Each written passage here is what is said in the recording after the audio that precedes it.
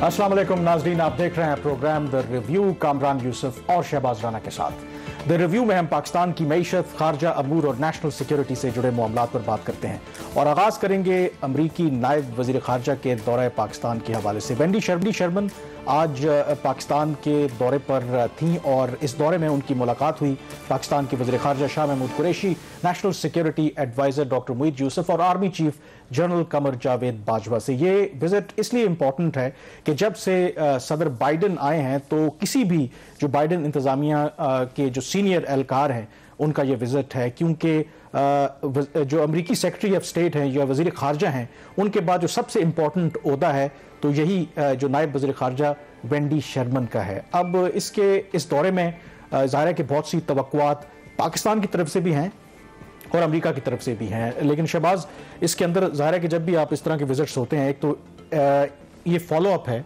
एक तो last month हमने देखा कि यूएन जनरल असेंबली की साइड लाइन पर की वज़ीर खारजा और हमारे वज़ीर खारजा के दरमियान मुलाकात हुई और ये उसका एक फॉलो अप है, क्योंकि हमारे वज़ीर खारजा ने कहा कि जब से अफगानिस्तान में तालिबान वापस आए हैं तो अब ज़मीनी हक़ाइक़ बहुत चेंज हो गए हैं, तो ये बेहतर है कि आप किसी सीनियर एहलकार को भेजें जो ज़मीनी हक़ाइक़ है उसका जायज़ा लें ताकि फिर हम मामलात को आगे लेकर के चल सकें। वो जो मेरा ख्याल जो मुलाकात थी वो पाकिस्तान की तरफ से हाई रैंकिंग पहली मुलाकात थी, नेशनल सिक्योरिटी एडवाइजर तो हुई थी, लेकिन शाह महमूद कुरैशी साहब की अमेरिकन एस्टेब्लिशमेंट के साथ ये पहली मीटिंग थी जो बाइडन एडमिनिस्ट्रेशन। लेकिन कामरान, जब भी हाई रैंकिंग ऑफिशियल्स पाकिस्तान आते हैं तो उसका एक एजेंडा होता है और कुछ डिमांड्स भी होती हैं। जिस तरह आप बता रहे हैं कि एक बहुत अरसे के बाद ये पहला विजिट है, पाकिस्तान की तरफ से क्या सिग्नलिंग आपको लगी? क्योंकि उन्होंने जो फॉरेन ऑफिस है उसका भी विजिट किया, तो जो वीडियोस आई हैं गालबन उसमें उनको जो रिसीव वहां पे कर रहे हैं वो डीजी अमेरिकन डेस्क कर रहे हैं। ये इससे क्या पता चलता है उनकी विजिट की अहमियत? देखिए, किसी भी विजिट को जज करने के दो तरीके होते हैं। एक तो होता है कि आपकी ऑप्टिक्स के जो बाज़ाहिर नजर आता है कि आप जब भी कोई फॉरेन डिग्नेटरी आता है तो किस तरीके का आप उसको वेलकम देते हैं या किस तरीके का वेलकम आप नहीं देते, उससे भी आपको अंदाजा। दूसरा होता है सब्सटेंस। अब जहां तक इस विजिट की बात है तो ये एक बहुत मेरे ख्याल में सिग्निफिकेंट बात है कि जब अमरीकी नायब वज़ीर खारजा दफ्तर खारजा आई तो आप वीडियो में देख भी सकते होंगे कि उनको रिसीव करने के लिए सिर्फ पाकिस्तान के एक एहलकार वहां पे मौजूद थे और वो डीजी अमेरिका फॉरेन ऑफिस में थे।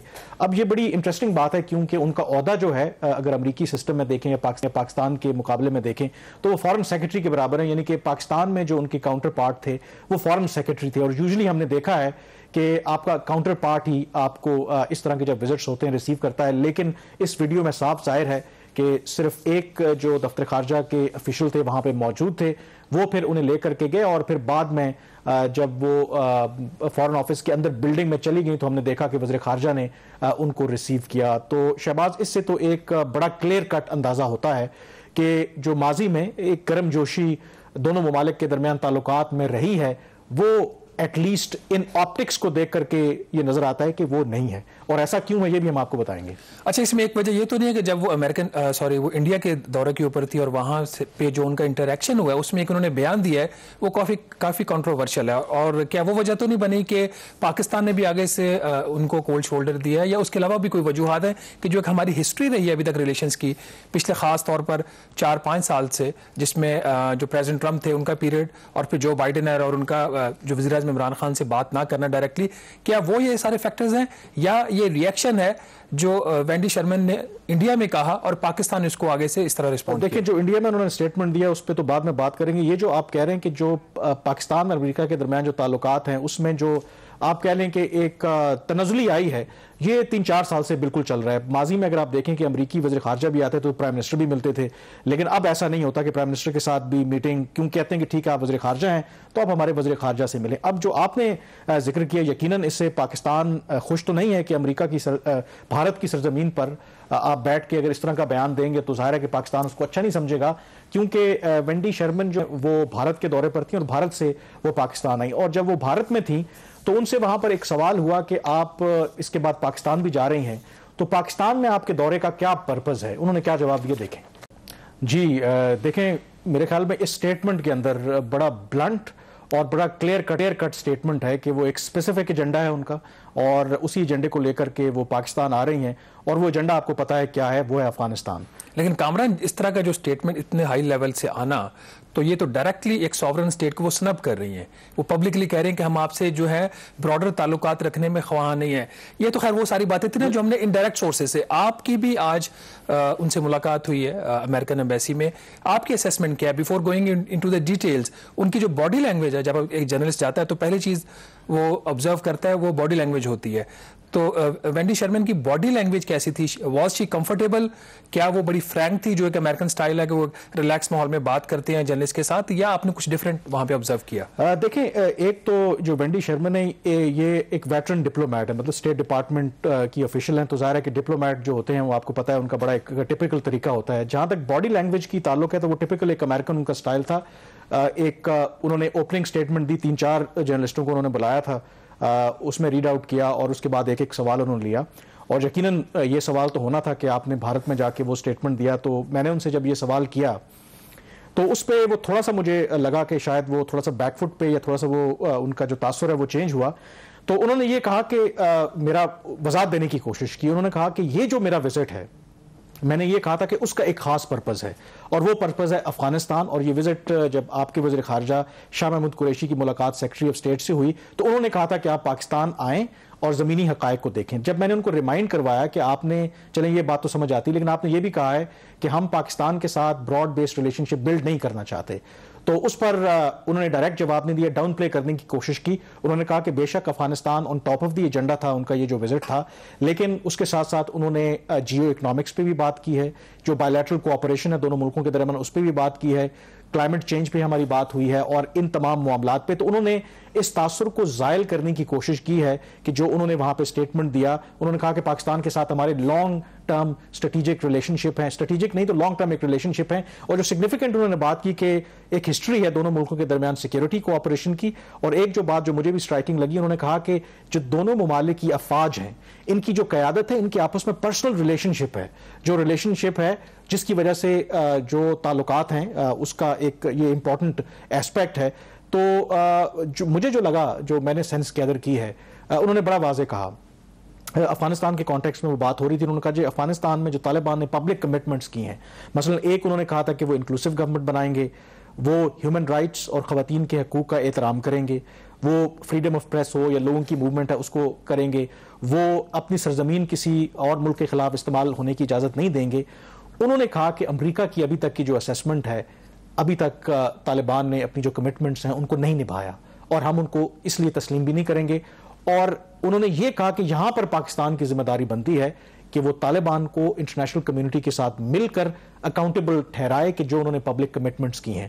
تو اگر یہ ان کی سٹیٹمنٹ دیکھیں تو بڑا کلیئر کنڈیشن ہے کہ پاکستان کو وہ یہ کہہ رہی ہیں کہ یہ آپ کہہ لیں گے ڈو مور یا مطالبہ ہے کہ آپ جب تک طالبان جو انٹرنیشنل کمیونٹی کو سیٹسفائی نہیں کرتے اس وقت تک آپ انہیں ریکگنائز نہ کریں. تو میرے خیال میں یہ بڑا واضح ان کی طرف سے ایک پاکستان کے لیے پیغام ہے کہ آپ ان کو ریکگنائز نہ کریں جب تک طالبان جو ہیں وہ تمام جو کمٹمنٹس پوری نہیں کرتے. اچھا, اس میں ایک تو اگر ان کا بھارت کا دورہ دیکھتے ہیں تو اس میں ان کی جو انٹریکشن تھا وہ پرائیویٹ سیکٹر کے ساتھ بھی تھا, وہ چیز پاکستان میں آپ کو نظر نہیں آتی. ان کی گورنمنٹ آفیشیل سے بات ہوتی ہے اور 4-5 جرنلسٹ جو انہوں نے وہاں پہ بلائے ہوئے تھے, آپ لوگوں سے انٹریکشن ہوا. اوور آل تو آپ نے ایک اسیسمنٹ دے دی, تو آپ کے کنکلوڈنگ ریمارکس اس کے اوپر کیا ہیں؟ How do you see her visit to Pakistan? کیا اس سے بات جو انہوں نے کہی تھی بات بھارت سے آنے سے پہلے کہ جی ہم صرف افغانستان کے اوپر ہی بات کرنے جا رہے ہیں, تو آپ کیا سمجھتے ہیں واقعی یہ جو وزٹ تھا وہ افغانستان تک رہا, اور افغانستان میں انہوں نے پھر بتا دیا کہ ان کی جو ایکسپیکٹیشنز تھیں اس کے اوپر طالبان پورا نہیں اتر رہے, اور پاکستان کو اپنی کمٹمنٹ پوری کرنی چاہیے تاکہ جو طالبان ہیں وہ انٹرنیشنل ہیومن رائٹس, خواتین کے حقوق اور باقی جو چیزیں ہیں اس کے اوپر وہ ڈیلیور کر سکیں جو انہوں نے وعدے کیے تھے دوحہ راؤنڈز میں.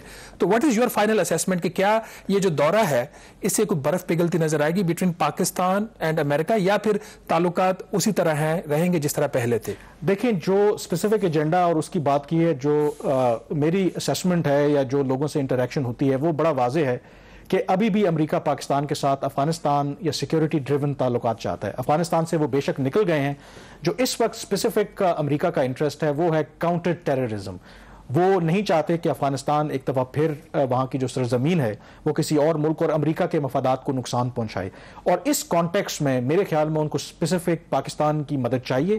وہ کاؤنٹر ٹیررزم کے آپریشنز ہوں, وہ پاکستان کی ایئر سپیس ہو, یا ان معاملات پہ. ادر دین دیٹ, سوائے میرے خیال میں بیانات کے علاوہ مجھے نہیں لگتا کہ وہ بہت بڑی کنسیشن دیں گے.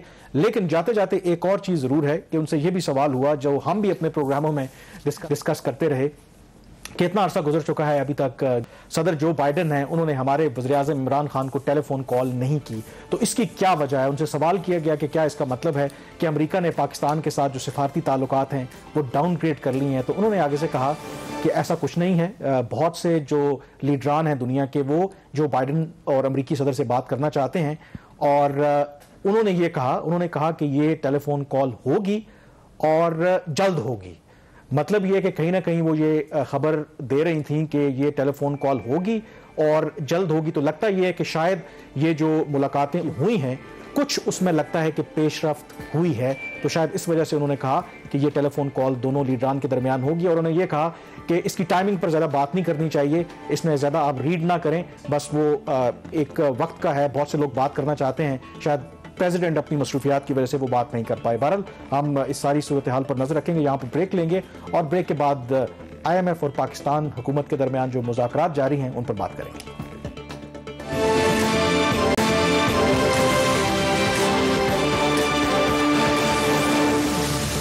جی, بریک کے بعد ایک دفعہ پھر آپ کو خوش آمدید کہتے ہیں. حکومت پاکستان اور آئی ایم ایف کے درمیان جو ٹیکنیکل سطح پہ مذاکرات ہو رہے تھے پروگرام کو ریوائیو کرنے کے لیے, ان کا اختتام ہوا ہے. اور اگلا اب مرحلہ یہ ہے جو پالیسی لیول پر جو ڈیسیجنز ہوتے ہیں بریک کے بعد کہا جا رہا ہے 2-3 دن کی بریک کے بعد پھر جو ہمارے وزیر خزانہ ہیں شوکت ترین صاحب وہ واشنگٹن جائیں گے اور وہاں پر پھر حتمی جو فیصلہ ہے آئی ایم ایف کی طرف سے اور پاکستان کی حکومت کی طرف سے لیا جائے گا کہ پروگرام کو لے کے چلنا ہے تو کیسے لے کے چلنا ہے. تو جو ابھی تک کی شہباز جو اطلاعات ہیں وہ ہمارے لیے تو کوئی اچھی نہیں ہے کہ جو آئے چلیں ٹھیک ہے, وہ تو کہتے ہیں کڑوی گولی آپ کو لینی پڑتی ہے. تو وہ یہ کہتے ہیں کہ جو ہمارے ہیں جو سیلری لوگ ہیں جو انکم ٹیکس دیتے ہیں وہ بڑا کم ٹیکس دیتے ہیں. تو آئی ایم ایف کہتے ہیں نہیں, یہ آپ ٹیکس مزید بڑھائیں. تو اس کا تو اچھی خبر نہیں ہے میرے خیال میں. تھوڑا سا بیک گراؤنڈ بتا دیتے ہیں کہ جو ٹاکس کن حالات کے اندر شروع ہوئی, اس میں جو سب سے بڑی بات پاکستان امریکہ کے تعلقات, ہم یہ بات پہلے ڈسکس کر چکے ہیں, وہ رنگ آپ کو آئی ایم ایف کی ٹاکس میں بھی نظر آیا. اور دوسری پھر جو ہمارے ایکسٹرنل سیکٹر کی ڈیٹیریشن ہے وہ بہت زیادہ ہو رہی ہے, تو ان کے اندر یہ بات ہوئی ہے. بات آپ نے ٹھیک ہے, آپ ہر سال کہتے ہیں ہم ٹیکس دیتے ہیں, لیکن آئی ایم ایف کہتا ہے کہ ٹیکس نہیں ہے. لیکن اس میں جو بڑی خبر ہے وہ تو یہی ہے ناظرین کہ آئی ایم ایف کی طرف سے یہ مطالبہ ہے کہ انکم ٹیکس میں پاکستان کو مزید کوئی 225 ارب روپے کے نئے ٹیکس لگانے ہیں. تو کابرن صاحب اس کا بیک گراؤنڈ یہ ہے کہ جب ہم نے جون میں مذاکرات کیے تھے آئی ایم ایف سے, تو آپ کو یاد ہوگی شوکت ترین صاحب کی سٹیٹمنٹ کہ جی 150 ارب روپے کے آئی ایم ایف کا مطالبہ آیا ہے سیلریڈ کلاس کے اوپر, ان کا ہم نے نہیں مانا. تو اس کے ساتھ اب انہوں نے اور چیزیں ایڈ کر دی ہیں کہ جو سیلریڈ کلاس کے ٹیکسز ہیں, حکومت کا جون میں وعدہ تھا, آئی ایم ایف نے کہا ہے کہ جو سلیبز ہیں ابھی 11 ہیں, مطلب آپ کا جو انکم ٹیکس کا لیول ہوتا ہے, انکم کا لیول ہوتا ہے اس کے اوپر آپ کے اوپر ٹیکس لگتا ہے 10%, 12%, 12.5%, 15%, 20%, 25%, 30%, 35%, اس طرح وہ سلیبز کے ریٹس ہیں. تو آئی ایم ایف اس وقت یہ کہہ رہا ہے کہ ان سلیبز کو 11 سے کم کر کے آپ اس کو 4 یا 5 کر دیں. اس کا مطلب یہ ہے کہ وہ جو آپ کی سیلریڈ کلاس ہے یا انڈیویجول لوگ ہیں جو پرائیویٹ سیکٹر سے کام کرتے ہیں, ان کی میجورٹی جو ہے, چونکہ ہمارے انکم لیولز اتنے زیادہ نہیں ہیں, تو وہ اس وقت وہ 10 سے 12% کے ریٹ کے اوپر فال کرتے ہیں, کچھ 15% پہ کرتے ہیں. تو اگر سلیب جو ہے فار ایگزامپل جو ہائیسٹ سلیب کا ریٹ آپ کا 35% ہے, تو جب سلیبس 11 سے 4 یا 5 ہو جائیں گی تو حکومت کے پاس آپشن کیا بچتی ہے پھر 10% ریٹ, 20% ریٹ, 25% ریٹ, 30% اور 35%. تو وہ جو بندہ افیکٹولی 10 یا 12% ٹیکس دے رہا ہے, اس کا ٹیکس آئی ایم ایف کہہ رہا ہے کہ بڑھا کے 20% تک وہ چلا جاتا ہے اگر وہ سلیب چینج ہوتی ہے. تو آپ کا 100 گنا ٹیکس آپ کا بڑھ جاتا ہے بغیر انکم ٹیکس ریٹ کا, آپ کا ریٹ انکریز کیا. تو یہ ایک سب سے بڑا ناظرین آئی ایم ایف کی طرف سے. حالانکہ یہ ڈیمانڈ جو اس سے پہلے جو پچھلا بجٹ آیا تو اس وقت تھی, اور جب شوکت ترین آئے تو پھر شاید انہوں نے یہ بات نہیں مانی, کیونکہ یہ مطالبہ تو آئی ایم ایف کا پہلے بھی تھا کہ آپ یہ اتنے جو سلیبز ہیں یہ کم کریں. تو لیکن شوکت ترین صاحب نے اس وقت یہ فیصلہ لیا کہ نہیں, جو پرانے سلیبز ہیں وہی چلیں گے. تو لیکن اب کیا یہ ان کی اتنی ٹف کنڈیشن ہے کہ, اور اگر حکومت مان جاتی ہے تو کیا in the middle of the financial year is it possible کہ وہ چینج کر دیں اسے؟ اچھا, اس میں کامران تھوڑا سا میں اس کو فردر ایکسپلین کر دوں. ایک تو یہ کہ صرف یہ سلیبز والا نہیں ہے, اس کے ساتھ جو انکم ٹیکس کی ایگزمپشنز ہیں جیسے پینشنرز کے لیے ہیں اور بہت سارے انسٹیٹیوشنز کے لیے ہیں, اس کو بھی آئی ایم ایف کہہ رہا ہے کہ ودرا کرو. تو کمپریہنسو پیکیج ہے کوئی تقریباً 225 ارب سے لے کے 250 ارب روپے کا. مطلب میں نے یہ اس لیے کیا تھا کہ اس سے جو ہٹ ہوتا ہے وہ سیلریڈ کلاس عام بندہ زیادہ ہوگا. میں نے سٹارٹ میں ایک بات کہی تھی, اس کو میں اب ایکسپلین کروں, اس وقت میں نے جان بوجھ کے نہیں کیا تھا, کہ اس کا بیک گراؤنڈ یہ ہے کہ یو ایس کے ساتھ پاکستان کے تعلقات اور دوسرا ایکسٹرنل سیکٹر کی ڈیٹیریوریشن. ایک جو چیز پاور سیکٹر کا تو مسئلہ پاکستان کا ہے, اس کے اوپر ابھی ہم بتائیں گے کہ بات کیا ہوئی ہے. یہ جو 4 اکتوبر سے مذاکرہ شروع ہوئے تکنیکی لیول کے, جس میں ہم نے ڈیٹا ایکسچینج کیا اور 8 اکتوبر اس کی ڈیڈ لائن تھی پہلے مرحلے کی, اس کے اندر جو پوزیشن آئی ایم ایف کے سامنے آئی ہے وہ تھوڑی سی جو ہمارے وزارت خزانہ کے اور ایف بی آر کے ذرائع ان کے بقول آئی ایم ایف کی جو پوزیشن ہے وہ پاکستان کی گراؤنڈ ریئلٹیز کو ریفلیکٹ نہیں کر رہی. ایک جو چیز پاکستان کمفرٹیبل فیل کر رہا تھا آئی ایم ایف کے ساتھ مذاکرات شروع ہونے سے پہلے, کہ پہلے 3 ماہ کے اندر جو ایف بی آر کی ٹیکس کلیکشن ہے اس میں 38% سے زیادہ اضافہ ہوا. جو ہدف تھا اسے 187 ارب روپے حکومت نے زیادہ اکٹھا کیا. تو ان کا یہ خیال تھا کہ یہاں پہ تو وہ جو 150 ارب روپے کی ڈیمانڈ ہے وہ پیچھے رہ جاتی ہے, ایسا نہیں ہوا. یہاں پہ ان کا یہ خیال ہے, ہمارے جو لوگ ہیں جو ان سے مذاکرات کر رہے ہیں, کہ شاید یہ جو آئی ایم ایف اتنا سخت پوزیشن لی ہو اس کے پیچھے کچھ امریکن کلر بھی ہے. تو سوال یہ پیدا ہوتا ہے پھر کیا امریکہ جو ہے وہ واقعی lander of the last resort ہے یا پھر وہ امریکن پالیٹکس کا ایک ٹول ہے. تو میرے خیال میں یہ بڑی انٹرسٹنگ ٹائمنگ ہے کہ امریکی نائب وزیر خارجہ آج اپنا دورہ مکمل کر کے واپس چلی گئی ہیں. تو غالباً جو اگلا راؤنڈ ہے مذاکرات کا وہ 13 سے واشنگٹن میں ہونا ہے, 13 سے 15. تو اگر وہاں پہ وہ واپس جائیں گی, اپنے جو اسٹیٹ ڈپارٹمنٹ ہے, وائٹ ہاؤس ہے, ان کو بریف کریں گی, اگر تو یہاں پر کوئی پازیٹیو آؤٹ کم رہا ہے تو شاید پھر ادھر سے آئی ایم ایف کو گرین سگنل نہیں ملے. تو I think lot will depend on that کہ جو ابھی اس کی آؤٹ کم ہے. تو ٹائمنگ انٹرسٹنگ ہے, اس میں اس پہ حتمی فیصلہ حکومت پاکستان تو اس کو ریزسٹ کر رہی ہے. شوکت ترین صاحب کو اس وقت یہ بیان تھا کہ میں یہ نہیں مانوں گا. تو اب یہ دیکھنا یہ ہے کہ شوکت ترین جب ایز اے فائنانس منسٹر امریکہ جاتے ہیں, وہ جائیں گے غالباً منڈے یا ٹیوزڈے کو, تو وہاں پہ جا کے ان کی جب ٹاکس ہوں گی تو وہ کیا پوزیشن لیتے ہیں. یہاں سے جو وہ جا رہے ہیں اس مائنڈ سیٹ سے جا رہے ہیں کہ ہم نے یہ والا کام نہیں کرنا. یہ جو مجھے ذرائع نے بتایا ہے اس کی وجہ یہ بتا رہے ہیں کہ اگر ہم 187 ارب سے ایکسیڈ کر رہے ہیں اپنے ٹارگیٹ کو, تو جو حکومت کا جو اینول ٹارگیٹ ہے 5829 ارب روپیہ, وہ کہہ رہے ہیں ہم کمفرٹیبلی اس کو اچیو کر لیں گے. آئی ایم ایف کا اس کے اوپر پوزیشن یہ ہے کہ پاکستان 2 وجوہات. ایک تو وہ یہ کہہ رہے ہیں کہ جتنی بھی اس وقت کلیکشن ہو رہی ہے اس کی میجورٹی ہو رہی ہے انڈائریکٹ ٹیکسز, اور انڈائریکٹ ٹیکسز میں بھی سیلز ٹیکس, اور سیلز ٹیکس کے اندر بھی جو 52% سیلز ٹیکس اکٹھا ہو رہا ہے, بلکہ 60% کے آس پاس 52, تو ٹوٹل انڈائریکٹ جو ہے نا وہ ٹیکسز آپ کے امپورٹ پہ ہو رہے ہیں. 60% کے قریب جو ٹیکس اکٹھا ہو رہا ہے وہ امپورٹ کے اوپر ہو رہا ہے. اور امپورٹ کے اوپر جو سیلز ٹیکس اکٹھا ہو رہا ہے, جس طرح دبا کے حکومت نے ٹیکس لگائے ہوئے ہیں, اور پھر عالمی منڈی میں جو قیمتیں بھی بڑھی اس کی وجہ سے بھی اس میں 80% گروتھ ہے امپورٹ کے اوپر سیلز ٹیکس میں 3 ماہ میں. اس کے مقابلے میں اگر آپ ڈومیسٹک سٹیج کے اوپر سیلز ٹیکس کو دیکھتے ہو اس میں گروتھ نہ ہونے کے برابر ہے. اس کا مطلب ہے کہ پاکستان کی اکانومی اس طرح ریوائیو نہیں ہوئی جس طرح حکومت دعویٰ کر رہی ہے. IMF کا جو کنسرن ہے وہ یہی ہے کہ اگر یہ سسٹینیبل نہیں ہے, کہ کل اگر آپ امپورٹس ویسے بھی کرٹیل کرنے کی کوشش کر رہے ہیں تو امپورٹس اسٹیج پہ اگر اتنا آپ کلیکٹ کر رہے ہیں تو جب امپورٹس کم ہو جائیں گی تو ظاہر ہے کہ اس کا اثر پڑے گا. دوسرا ظاہر ہے کہ ایک تو یہ بات ہوگی, ظاہر ہے یہ ابھی IMF کی ڈیمانڈ ہے. دوسرا اگین وہ بھی گورنمنٹ لوگوں کے لیے اچھی خبر نہیں ہوگی اگر گورنمنٹ مان جاتی ہے. وہ اگین بجلی کی قیمتوں میں اضافہ, وہ میرے خیال میں دوسری ان کی شرط ہے کہ بجلی کی قیمتوں میں مزید آپ اضافہ کریں. یہ بالکل یہ تو ایک ایسا آؤٹ اسٹینڈنگ ایشو ہے جس کے اوپر حکومت خود کمپرومائز کرتی ہوئی دکھائی دے رہی ہے. جو میرے ذرائع نے بتایا کہ پہلے 3-4 دن کے جو مذاکرات ہوئے ہیں, جس میں ایک راؤنڈ ان کا حماد صاحب کے ساتھ بھی ہوا تھا, ایک ان کے شوکت ترین کے ساتھ میرے خیال 2 راؤنڈ ہوئے ہیں انہوں نے کم از کم جو میرے نالج میں ہے. تو اس کے دوران جو آئی ایم ایف کی اسیسمنٹ ہے کہ ناظرین پاکستان کا جو پاور سیکٹر ہے آئی ایم ایف کے بقول ابھی بھی وہ سسٹینیبل نہیں ہے. ان کے خیال میں حکومت نے جو پاور سیکٹر میں اصلاحات کے لیے اقدامات لیے تھے وہ ناکافی ہیں. خاص طور پر جو پاور ڈسٹریبیوشن کمپنی کی مینجمنٹ حکومت نے چینج کی, بورڈ آف ڈائریکٹرز چینج کیے, اس کا بھی آئی ایم ایف کے بقول خاطر خواہ نتائج نہیں مل رہے. اور پاکستان کا جو سرکولر ڈیٹ آج سے 3 سال پہلے تقریباً 1150 ارب روپے تھا وہ 2300 ارب روپیہ کراس کر چکا ہے. اور جو حکومت کا دعویٰ تھا اس پچھلے مالی سال میں کہ اس کا جو سٹاک ہے سرکولر ڈیٹ کا وہ کم ہو رہا ہے, اس میں زیادہ تر وجوہات تھی کہ ان کے جو پاور ٹیرف میں اضافہ ہوتا ہے اس کی وجہ سے بلوں کی کلیکشن میں اضافہ پایا گیا. جو فیکٹرز تھے جس کی وجہ سے وہ سرکولر ڈیٹ بڑھ رہا تھا, جیسے آپ کے جو پاور ڈسٹریبیوشن کمپنی کے لاسز ہیں, بلوں کی ریکوری ہے, یہ وہ سارے فیکٹر تھے جس کے اوپر آئی ایم ایف کامران جو ہے وہ مطمئن نہیں تھا. حکومت نے اپنا پلان تو اس میں شیئر کیا جس میں جو آپ نے سوال کیا. اب دو چیزوں کے اوپر مذاکرات اس وقت ہو رہے ہیں. ایک تو چیز تقریباً حکومت کرنے کو تیار ہے کامران کہ جو سماہی بنیادوں کے اوپر ٹیرف میں انکریز آئے گا بجلی کی قیمتوں میں, جیسا کہ ابھی پچھلے ہفتے ہوا ہے, ₹1.69 فی یونٹ بجلی کی قیمت میں اضافہ کیا گیا ہے. ہونا تو یہ چاہیے تھا کہ پرانا جو کوارٹرلی ٹیرف تھا وہ ختم ہوا تھا, تو اس کو بجائے کہ اس کا پازیٹیو امپیکٹ پاس آن کرتے انہوں نے ایک نیا ٹیرف لگا دیا. اس کے اوپر اب ایک نیا کوارٹرلی ٹیرف ایڈجسٹمنٹ آ رہی ہے, تقریباً منیمم 85 پیسے فی یونٹ کی بات چل رہی ہے. حکومت کا خیال ہے کہ شاید ان کو دسمبر سے فروری کے پیریڈ کے درمیان یہ کرنا پڑے. آئی ایم ایف جو میجر چیز کہہ رہی ہے کہ آپ نے جو پاکستان نے وعدہ کیا تھا کہ ₹1 تقریباً 40 پیسے جون میں اضافہ کرنا تھا اینول بیس ٹیرف میں, اور ₹2.21 فی یونٹ پاکستان نے جولائی میں کرنا تھا. آئی ایم ایف یہ کہہ رہا ہے کہ اپنے وعدے کو پورا کیجئے کیونکہ آپ کا جو پاور سیکٹر ہے وہ سسٹینیبل نہیں ہے. لیکن اس میں ایک کیچ اور بھی ہے, ایسے وقت میں جب کامران پاکستان کے حالات اکانومی کے ٹھیک نہیں ہے, ایکسٹرنل سیکٹر کے پریشرز اپنی جگہ پہ ہیں, وزیر خزانہ آپ جا رہے ہیں امریکہ شوکت ترین صاحب ایز فائنانس منسٹر, اور جب وہ پاکستان واپس آئیں گے 24 اکتوبر کو غالباً وہ واپس آ رہے ہیں, تو وہ وزیر خزانہ نہیں رہیں گے, وہ مشیر خزانہ ہوں گے. یہ حکومت کے لیے ایک بہت بڑا سوالیہ نشان ہے کہ ایک ایسا شخص, کوئی بھی جو وزیر خزانہ ہوتا ہے کامران, وہ پاکستان کا سویلین سیٹ اپ میں دوسرا سب سے اہم شخص ہوتا ہے.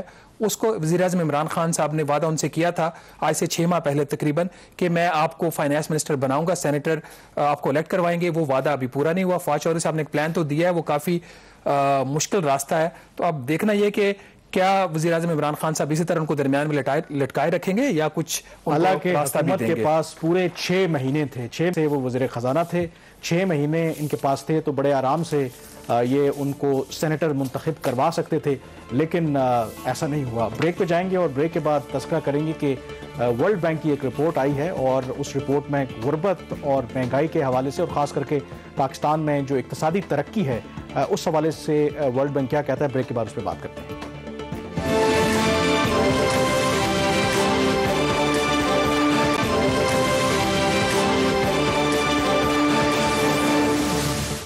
جی بریک کے بعد ایک دفعہ پھر آپ کو خوش آمدید کہتے ہیں. ورلڈ بینک کی جو تازہ رپورٹ آئی ہے اس میں یہ کہا گیا ہے کہ پاکستان میں خاص کر کے جو مہنگائی ہے اور غربت ہے اس میں اضافے کا امکان ہے, اور جو گروتھ ہے آپ کی معاشی اقتصادی ترقی اس میں سست روی آ سکتی ہے. تو شہباز, یہ بڑا انٹرسٹنگ ہے کہ بریک سے پہلے بھی ذکر کر رہے تھے کہ آئی ایم ایف کے ساتھ جو ہمارے مذاکرات چل رہے ہیں, ایک جو ان کی شرط ہے کہ بجلی کی قیمتوں میں آپ اضافہ کریں, اور پاکستان کی جو حکومت ہے کسی حد تک اس میں رضامند بھی نظر آتی ہے. لیکن عالمی بینک کی رپورٹ آئی ہے اس میں یہ جو کہہ رہے ہیں کہ اگلے مالی سال بھی جو پاکستان میں غربت یا جو مہنگائی ہے کی شرح ہے اس میں اضافہ ہوگا, اور اس کی ایک بہت بڑی وجہ وہ یہ بتاتے ہیں جب بجلی کی قیمتوں میں اضافہ ہوگا, آئل پرائسز اور کموڈٹی پرائسز.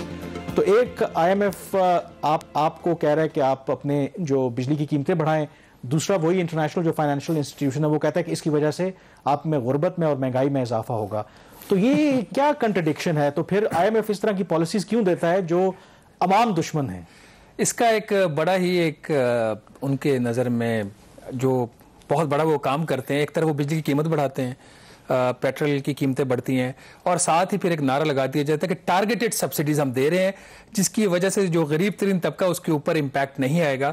تو یہی کہانی آپ کو نظر آئے گی جب یہ قیمتیں بڑھیں گی, تو اس کے ساتھ ہی کہا جائے گا جی کہ ہم ٹارگیٹڈ سبسڈیز دے رہے ہیں آٹے پہ, اس کے اوپر چینی کے اوپر اور باقی چیزوں کے اوپر, تو اس کا غریب کے اوپر بوجھ نہیں پڑے گا. لیکن ناظرین, حقیقت یہ ہے کہ جو ورلڈ بینک نے اپنی ساؤتھ ایشیا فوکس رپورٹ کل جاری کی ہے اس کے مطابق پاکستان میں اگر آپ دیکھیں جو $3.2 فی کس آمدنی ہے فی یومیہ, اگر اس کے اوپر دیکھیں جو لو انکم گروپس کنٹریز ہوتی ہیں ان کے لیے یہ $3.2 ہے. ویسے تو یہ $1.9 کے اوپر بھی جج کرتے ہیں.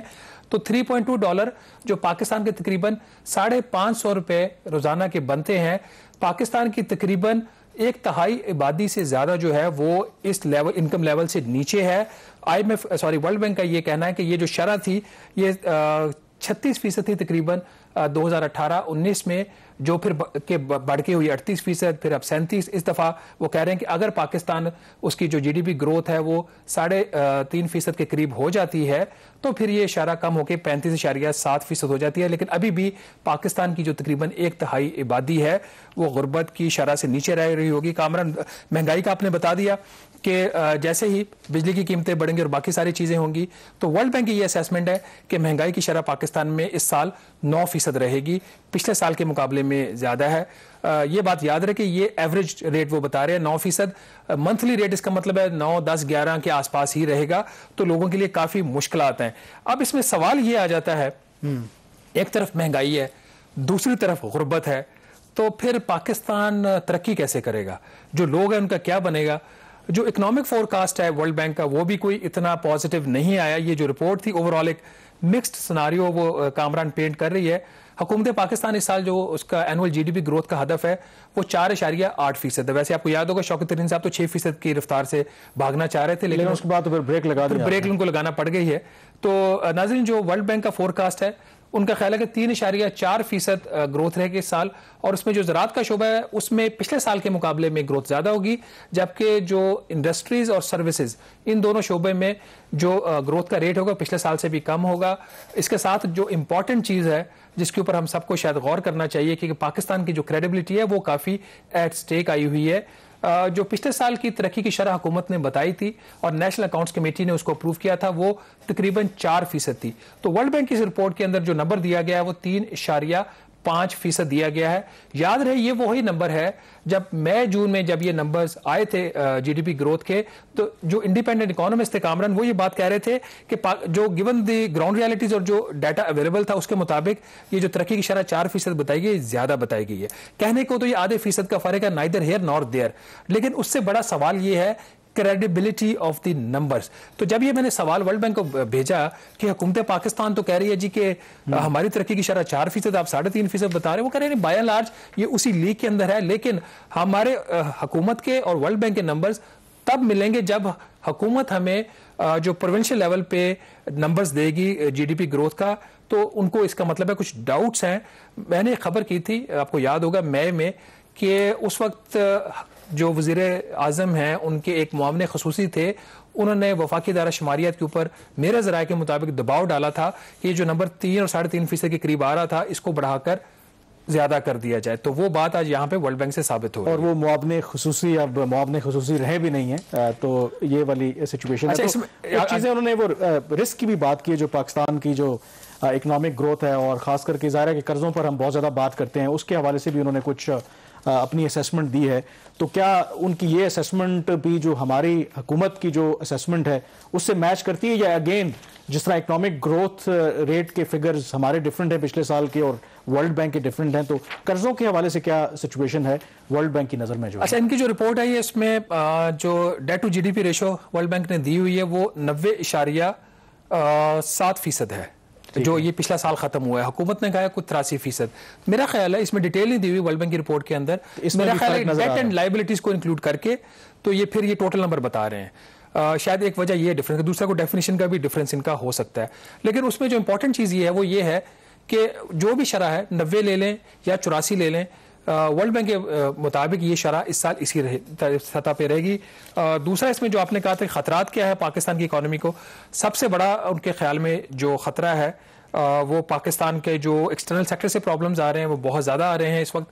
پاکستان کی امپورٹ سلو ڈاؤن ہو سکتی ہیں, اور ورلڈ بینک نے ناظرین اپنی اس رپورٹ میں کہا ہے کہ حکومت کو اب جو مانیٹری ٹائٹنگ کرنی پڑے گی, مطلب شرح سود بھی اوپر جائے گی اور بجٹ کا خسارہ کم کرنے کے لیے کچھ اخراجات میں بھی لگتا ہے کٹوتی ہوگی, تو جس کی وجہ سے پاکستان کی گروتھ ہے سلو ڈاؤن ہو جائے گی. اور دوسرا ایک بہت بڑا جو فیکٹر انہوں نے ریز کیا ہے کامران وہ ہے آپ کا افغانستان کی صورتحال. تو اگر یہ صورتحال افغانستان میں اسی طرح رہتی ہے, وہاں پہ انسرٹینٹی ہے, تو معاملات پاکستان کے لیے خراب ہو سکتے ہیں, گروتھ 3.5% سے بھی کم ہو سکتی ہے. اور یہ جو گروتھ آپ کہہ رہے ہیں کہ 3.5% سے کم ہوگی, میرے خیال میں پاکستان سے جو بدترین یا جو ورسٹ گروتھ ہے وہ صرف سری لنکا کی, اور اس کے بعد خطے میں پھر پاکستان کا سیکنڈ لاسٹ نمبر آتا ہے. باقی جو خطے کے جتنے ممالک ہیں وہ ہمارے سے بہتر ہی ان کی اقتصادی ترقی رہے گی. بریک لیں گے اور بریک کے بعد ذکر کریں گے تھوڑا پینڈورا پیپرز کا.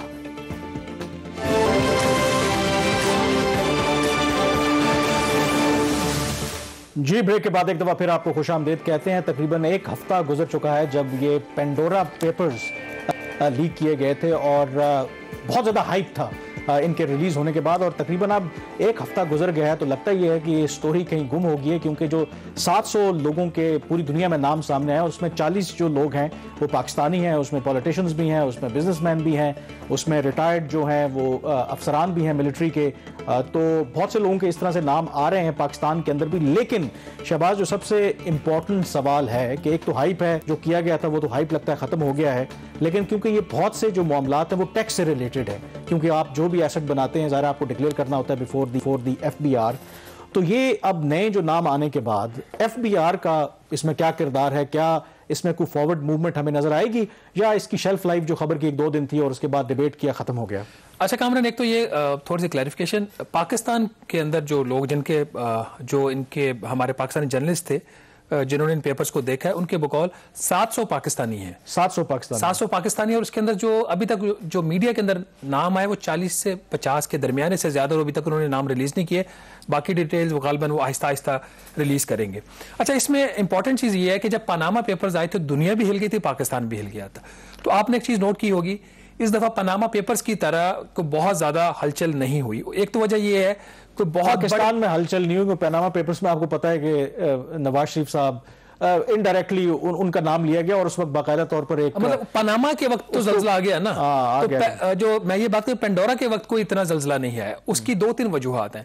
ایک تو یہ کہ کوئی بہت بڑا, ایک جس طرح ایکسپیکٹ کیا جاتا کسی اسٹیج پہ کہ کوئی لیڈنگ پبلک آفس ہولڈر کا کسی کا نام ہو سکتا ہے, یا باقی جو مین اسٹریم پولیٹیکل پارٹیز ہیں ان کی لیڈرشپ کا کچھ اور لوگوں کا نام ہو سکتا ہے. وہ اس طرح نام ابھی تک کم از کم جو ان 2 جرنلسٹ نے ڈیٹا ریلیز کیا اس میں وہ ان کے نام کسی کو بہت ہائی پروفائل کے نظر نہیں آ رہے. ہاں, اس کے اندر آپ کو وزیر خزانہ شوکت ترین کا نام نظر آتا ہے, اور اس کے اندر علیم خان صاحب کا نام نظر آتا ہے, مونس الہی کا ہے, فیصل ووڈا کا ہے.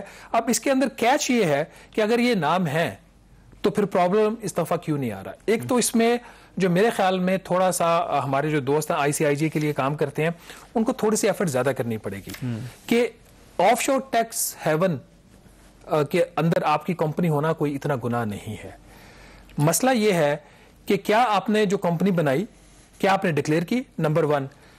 اگر آپ نے ڈکلیئر کی ہوئی ہے, اور پھر آپ کا سورس آف اس کا کیا تھا, اس کا ایسٹ کا وہاں پہ بنانے کا, کیا وہ پیسہ پاکستان سے گیا؟ اگر پاکستان سے گیا تو کیا لیگل چینل سے گیا؟ اگر لیگل چینل سے گیا تو پھر پرابلم کیا ہے؟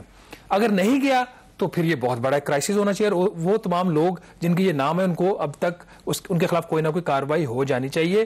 تو یہ جو سوالات ہیں ان کے پاس اس طرح ڈائریکٹ جوابات نہیں ہیں, کیونکہ انہوں نے کوشش تو کی جن کے نام آئے ان سے پوچھیں. لیکن میرا سوال یہاں پہ یہ ہے کہ چلیں جو بھی ابھی کلیئر پکچر نہیں ہے یا کلیئر انفارمیشن اس طرح سے نہیں ہے, لیکن جتنی بھی جو انفارمیشن آئی ہے کیا اس کی بیس کے اوپر ایف بی آر ان لوگوں کو نوٹسز جاری کر سکتا ہے کہ یہ آپ کی تفصیلات جو بھی بٹس اینڈ پیسز میں سامنے آئی ہیں تو ان کا آپ جواب دیں, وضاحت دیں کہ یہ آپ کے ایسٹس ہیں تو کیا آپ نے لیگلی ایسٹس رکھے ہوئے ہیں؟ کوئی کردار ہے ایف بی آر کا یہاں پہ؟ ایف بی آر کا ہی کردار ہے اس میں, بنیادی طور پر کسی کا کوئی کام کرنے کا نا وہ ایف بی آر کا ہے.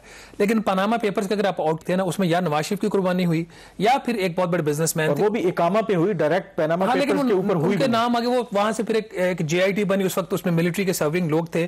اب کی جو حکومت انویسٹیگیشن کروانا چاہ رہی ہے اس میں اپنے لوگوں سے کروانا چاہ رہی ہے, اور خاص طور پر جب وزیر خزانہ شوکت ترین کا نام آیا ہے تو ان کے نیچے جو ایف بی آر وہ کتنا انڈیپینڈنٹ ہوگی. لیکن ایک وضاحت کر دیں, اب ایف بی آر جو ہے اس کو یہ کمیٹی یا جو بھی کمیشن ہے اس کی فائنڈنگ کا ویٹ تو نہیں کرنا نا, نہیں وہ تو اس کے بغیر موو کر سکتے ہیں. دیکھیں اس وقت ایف بی آر کے پاس 3 آپشنز ہیں کامران, جن کے نام آئے ہیں. سب سے پہلی تو بات یہ ان کو ان کا ڈیٹا چیک کرنا ہے کہ کیا ان افراد کا جو ڈیٹا انہوں نے اپنی ویلتھ اسٹیٹمنٹ ہم سب فائل کرتے ہیں, جو ریٹرن فائل کرتے ہیں, کیا اس ویلتھ اسٹیٹمنٹ کے اندر آف شور ایسٹس ڈکلیئرڈ ہیں؟ اگر ڈکلیئرڈ ہے کس حد تک ڈکلیئرڈ ہے, کیا اس کے اوپر ٹیکس پے ہوا ہے یا نہیں ہوا. ابھی جو میں نے اپنے ظاہر سے کچھ انفارمیشن لی, بہت ابتدائی انفارمیشن ہے, حتمی نہیں ہے. کچھ لوگوں کے نام چیک کیے گئے اور بہت بڑے بڑے نام ہیں, وہ انہوں نے اپنے آف شور جو ان کی ڈکلیریشنز ہیں اس کے اندر موویبل اور اموویبل ایسٹس دکھائے ہوئے ہیں, لیکن اس کے اندر کسی کمپنی کا یا اس طرح کوئی شاید نام نہیں ڈسکلوز کیا ہوا.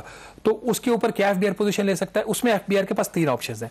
ان کو سیکشن 176 کا ٹیکس نوٹس دے دے, ان سے انفارمیشن مانگ لے کہ آپ کے بارے میں یہ انفارمیشن آئی ہے پینڈورا پیپرز میں, آپ کی اس کے اوپر کیا رائے ہے؟ وہ اس کو ایکسیپٹ کرتے ہیں, ڈینائی کرتے ہیں؟ ایکسیپٹ کرتے ہیں تو بات ختم ہو جاتی ہے, اس کے بعد اگلا پروسیس شروع ہو جاتا ہے. ڈینائی کرتے ہیں تو پھر ایف بی آر کیا کرتا ہے؟